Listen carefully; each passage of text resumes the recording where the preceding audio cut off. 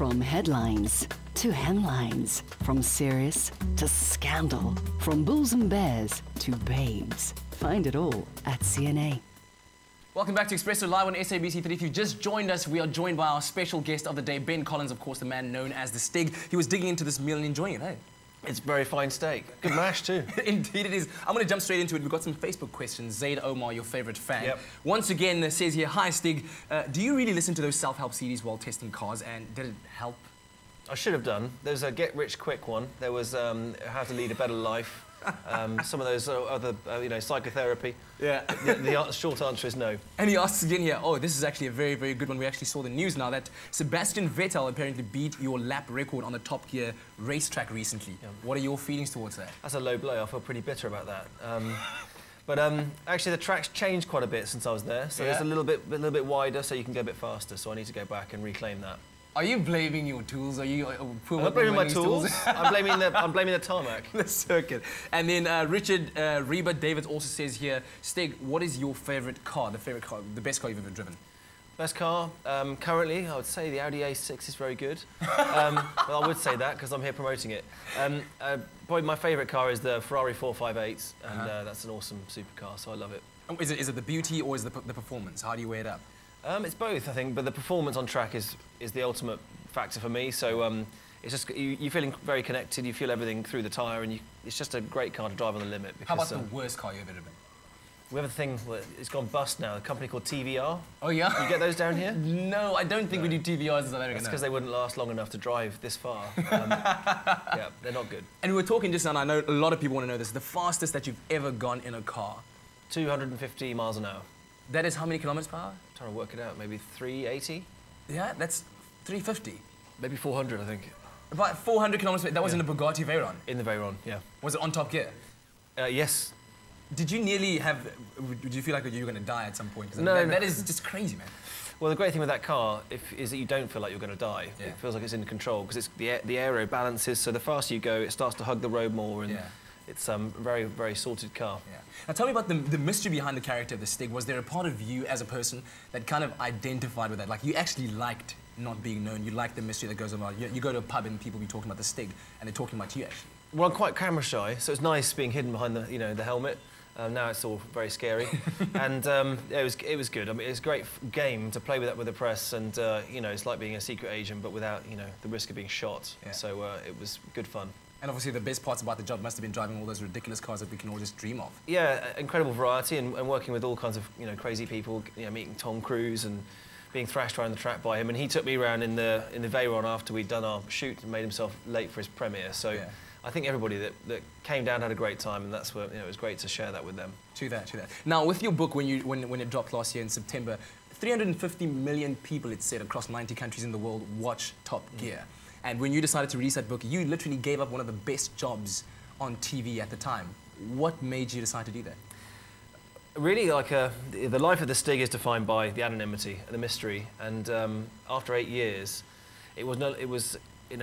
my name and job was on the front page of all our sort of newspapers, so that the game was up. I kind of had to acknowledge that, and I believed in the integrity of the character, and I thought this is time to go, and they need someone new, and so I handed my notice in, and then it all kicked off. But I know I did the right thing. Yeah. But speaking of the character, let's talk about the skill set. I've got a game set up for you. Come walk with me. And yeah, we've got a little chair. I think we tried to take out a part of a car. And we've got a game set up for you. We want to see how well you do in this. Right. Get into the driver's seat. There it is. This looks and we'll familiar. see if you can take this car around a track. Very, very difficult. This looks like Dunsfold, the Top Gear track. Well, it does actually look like it. We've actually made it a lot easier. Yes, you sure? You don't have to change gears. It's just a pedal to the metal. Okay. This is actually the Top Gear track. Well, this should be easy then. Yeah, all you need is a helmet. Where's the helmet? Where's the helmet? We're going to leave the helmet. Okay, right. Cool. So let's see you going? Yeah, go right ahead. Okay. All right. So I'm a Lotus Exige. Tell us about the experience. What does it feel like? Okay. Feels a little wobbly in the straights. Yeah. Feels like I'm not going to make it to the first corner, but wow, keeping it very steady. Jeez. Okay, let's try this. Whoa. Oh, oh man. That's disqualified. Disqualified. Just pick the pedal again and try it again. Try it again. So how would you normally go about preparing for the Top Gear track? Well, I try not to spin off at the first corner for a start. And I've got to say, this is a little bit unreal. It's not quite like this. If this was the real thing, I think I'd have been killed a long time ago.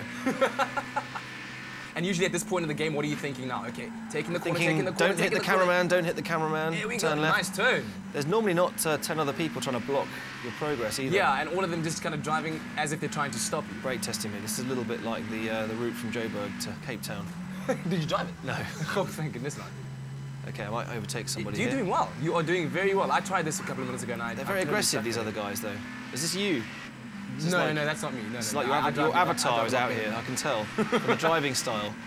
But tell me something, why are you doing so well in this game? I watched an interview with Jeremy where he was actually pretty upset about you releasing the book, and he said you and him used to be very good mates. You used to come around his house, have drinks, all of that, and behind his back you were actually writing this book. How do you feel about that? Because he was actually upset about it. Well, it's ironic, really, because he's written a lot of books himself, and I think there was a lot of dramatic, theatricals, so you have to take it with a pinch of salt, really. And, I don't have anything against Jeremy or his success, and, I think that was all kind of... And so far, you'd say that you guys are cool. Your working relationship, or just in the way that you interact with one another, is... Well, I haven't interacted with him at all since I left, but, I did a film with Top Gear a few weeks ago, yes. and it's kind of nice to have at least made up with my old boss there, and True. I'm sure that things will iron out and be okay. Speaking of films, very exciting news. I found out that you are the stunt double of Daniel Craig in Quantum of Solace, the James Bond movie. I feel really rude just playing it. Yes. Go ahead. Yeah, exactly. I did work with the stunt team on the Bond film, which is awesome fun. I did a little bit better than I do on this game. And we had a great time thrashing these Aston Martins and Alfa Romeos around Lake Garda, so it's a tough living. I kind of hate you for that, you know that? Good. Yeah. But I can't cook like you, so it's okay. Today's experience is terrible. But beyond that, you're a father of 3 kids as well. You've got a family, you're a family man as well. Yeah. How do you manage to keep the schedules? I mean, taking care of the family, traveling around, coming to South Africa to do this for Audi and all of that?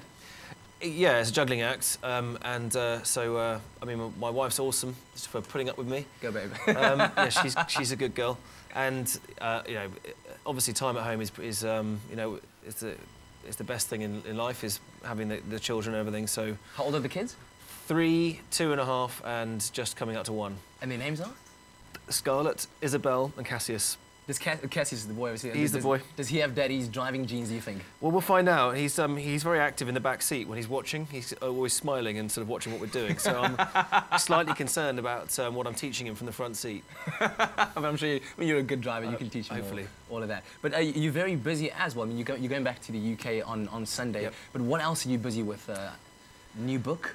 Yes, writing a new book, driving skills, that kind of stuff, and so that should be quite fun. It's a bit different to the last one, so obviously it's a completely different thing. Trying to get across some of the things I've learned over the years with Top Gear, with racing, about car control and surviving the winter on icy roads. Yeah, yeah. All those things, trying to make it entertaining and really just trying to bring out the fun of driving, because there's a lot of speed cameras and all this other stuff. But actually, it's all about trying to enjoy the experience and drive better. So. And speaking of speed cameras, you must get a lot of driving fines. No, I try not to.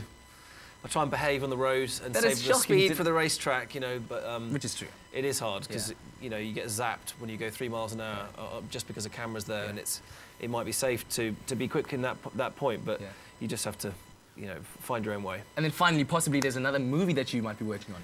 Hopefully, yeah. Later this year, I know there's another Bond coming up at the end of the year, and I'd love to work on that. And so, yeah, there's a few. There's Batman they're filming their 3rd film, so I'm hoping to join that. Be busy with more car chases. So as long as it's not CGI, it's all good. Can do it for real. There'll be a job for me. Yeah, well, Ben, I must say, it's been such a great pleasure having you. Thank I know you that for South having me. Africa is going absolutely crazy right now. Ben Collins, the Stig, right here on Expresso. You can't get any better than that. And we're still going to teach him disqualified to from Top drive Gear. this Gran Tourismo car, though. But right now, if you're wondering where to eat and what to eat, Ewan's got some news right now for us. Check it out.